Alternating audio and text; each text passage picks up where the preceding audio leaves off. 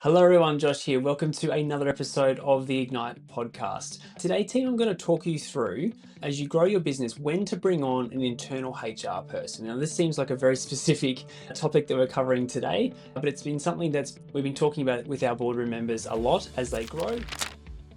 We've got businesses that are going from 1 to 3 to 5 to 10 million and beyond. And I want to talk you through from a couple of different angles or a couple of different concepts when to bring on that internal HR person. So let's talk through, I guess by definition or by concept, what I'm talking about here is, and I'll talk you through the business stages, the different business stages of growth and, what we recommend business owners do as they kind of grow. But we're talking about bringing on like an actual person, like a HR person into your business that's going to do obviously HR. And let's cover what that entails too in terms of that role and that job description. So I guess this came about because we've got a business that we're working with at the moment, 5 million rev, amazing business, growing strongly, growing rapidly. And the one of the directors, there's 3 directors in the business. One of the directors is like, I'm just spending so much time as we grow on HR issues. And so what I want to talk you through is, and this is what we spoke about, and this has led to them making a decision about bringing in an external HR person, is you've got to look as you grow. It's always this trade-off between expenses and your role as a business owner or as a director in the business. And it's always this trade-off between spending money to buy back your time. And it's always this trade-off between looking at, your role from a high dollar productive zone and trying to stay in a high dollar productive zone, as opposed to being pulled down into, low dollar productive zone or low dollar productive activities. So typically as you grow, like if we talk about the journey, as you grow as a business owner, you're largely wearing all the hats. Your marketing, your sales, your HR, your BD, your owner, your project manager, your client facing, that you're wearing all these hats. And that's kind of a necessity as you start out your business and as you grow. And the whole game is, as you grow, can you start to hand back some of those hats to other people on your team so that they can take control of said hats in the business, and you can start to free yourself up to focus more and more on bigger picture strategy, growing the business and taking it where you want to go. And side note, it's really important for you to get clear on what the end game is for you in your business in terms of like the role that you want, the role that you want to take in the business, and making sure that as you grow, you are handing back or hiring people into your business that are taking over hats from you, that are using the word hats a lot here, that are taking hats from you that are hats that you want to give away. Because I've seen business owners kind of, follow other people in the industry. They're like, oh, I've got a mate down the road, or this is how Steve built his business. And I thought I just needed to follow the same path. And to a certain degree, yes, you follow a blueprint. That's what we teach in Boardroom. We help our clients map out a full blueprint to grow their business, and we show them, what's next and what to tick off the list and what to tackle next and next and next in the business. But fundamentally, you've got to step back as a business owner and go, well, this is my thing. This is my baby. This is my business.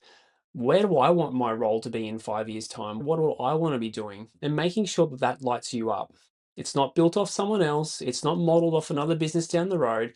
It's a business that's modeled off you, your desires, and what you want for your personal life, your career, and all that sort of thing. So fundamentally, it's about you working out what you want, and then about you working out, well, as the business grows, what hats do I need to give back or give away or hire people to take on different roles in the business? And so obviously today we're focusing on the HR function, but that's just like a broad kind of thinking process for you to kind of think through in terms of, as you grow, what are the hats that you give away in your business?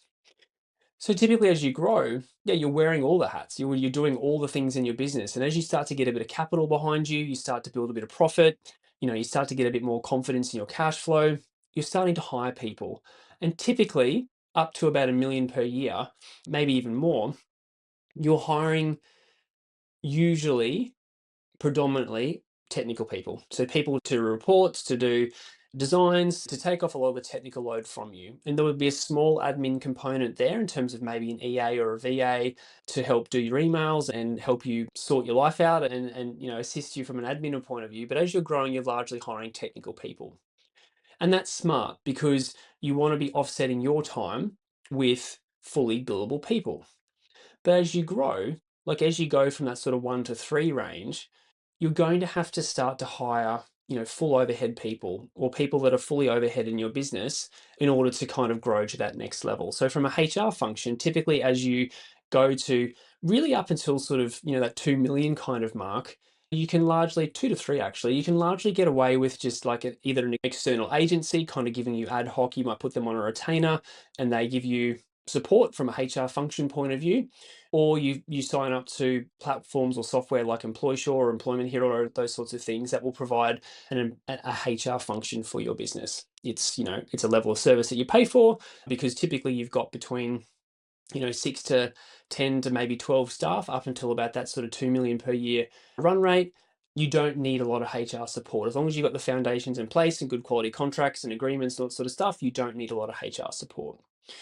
But where we got to with this client, growing rapidly, like they joined us at 4 million, they're now at 5, they've got 25, 30, 35 staff now.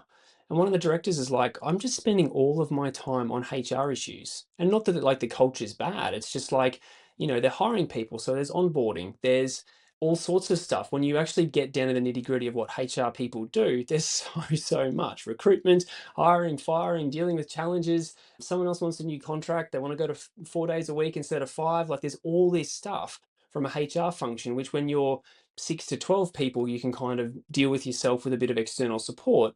But as you grow and get bigger, you really need to look at that external HR function and starting to bring things in-house.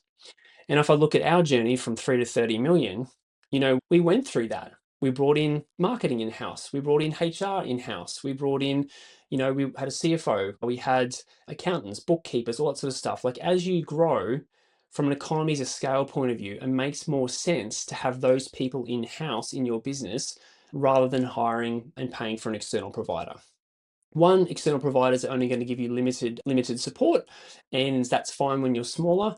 But as you grow and get bigger and you've got more HR challenges, more marketing things that you want to work on, you want to start to bring people into your business that are on payroll, on salary, so that they live and breathe your brands and that you're connected with them so that they're aware of where the business is going. So that's really, really important. So what we talked through with this business owner was, well, you've got to look at the lost opportunity cost of you continuing to focus on HR stuff.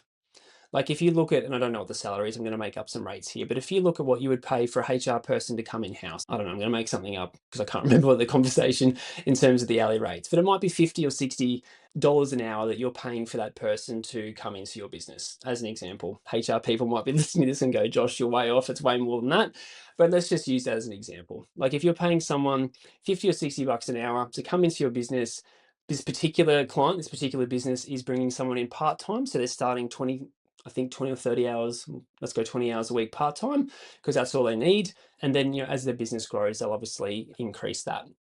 But if you're bringing someone in 20 hours a week at 50 or $60 an hour, that's an X amount of dollars that you're spending on someone.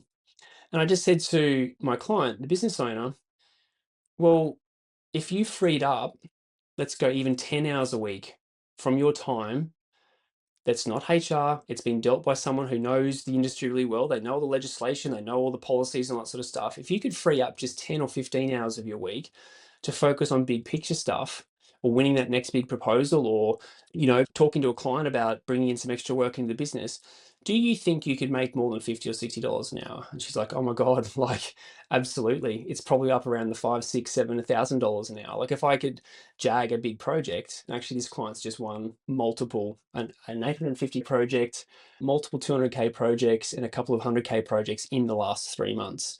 She's like, absolutely. Like I could easily make back that time. And so sometimes we get caught up in, I've got to bring in a complete overhead to the business, which is this HR person. But you've got to flip that discussion to go, well, what's that going to save me? What can I do with that time? Can I make that back? And it's this whole concept of buying back your time. So bringing in an external person into your business to hiring them on the payroll has freed up and will free up hours and hours and hours from my client's calendar. So she and the other directors can focus on big picture stuff where they're taking the business and growing it from 5 million beyond. So a couple of things that we covered today, team, in terms of like a bit of a recap. One, you've just got to think through the different phases of business and when you should start to look at bringing, stuff that you pay externally for from external providers internally into your business when it makes sense. Look at the numbers, look at the dollars. But also do the lost opportunity cost thing. Like look at it through the lens of too, if I could buy back my time and free up those hours of my week, what do I reckon I'm capable of achieving in the business? What do I reckon I'm capable of actually doing? And I think when you look through it through that lens, the decision's a bit of a no-brainer, particularly around that sort of 3 to 5 million mark. Bringing in those kind of people into your business, even just part-time, is a no-brainer to free up your time. I think that's it, team. That's all I kind of want to cover. So think about that. This is obviously very focused on HR, a HR person, just because I'm fresh off a conversation with a client about it. But have a think about your business. Like this could apply to marketing, this could apply to bookkeeping, accounting, all those sorts of things. Don't go crazy. You don't need to bring in a whole bunch of people internally and load up your business. Your overheads are your overheads. You just, all the numbers will tell you, make rational, logical decisions about this and keep the numbers and the ratios where they need to be. But really look at it through the lens of lost opportunity cost, buying back your time, and what can you do with that time now that you've got that person in your business. So team, hope this helps. If you'd like to have a chat about Boardroom, there's a link below in terms of booking in a business growth call. We'd love to have a chat about Boardroom, only available to business owners in the engineering and built environment industry. But if if that's you want to help growing your business, we'd love to have a chat about Boardroom and what that looks like for your business. Have an epic day.